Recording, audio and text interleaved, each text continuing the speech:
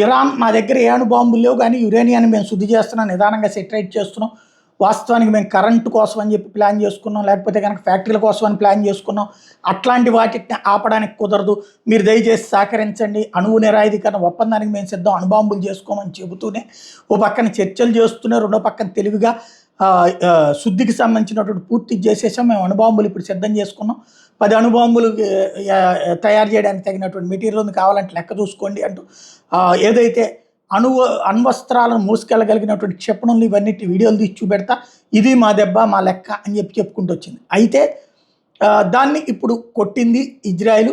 మరి లెగవలేని పరిస్థితిలో ఇరాన్ తర్వాతన తన డ్రోన్స్ దాడులు చేసినా సరే ఇజ్రాయెల్ మీద ఇరాన్ డ్రోన్ దాడులు అయితే విఫలమైనవి. ఇరాన్ మీద ఇజ్రాయెల్ వేసినటువంటి మిస్సైల్ దాడులు అట్లాగే వివిధ దాడులు సక్సెస్ అయినాయి.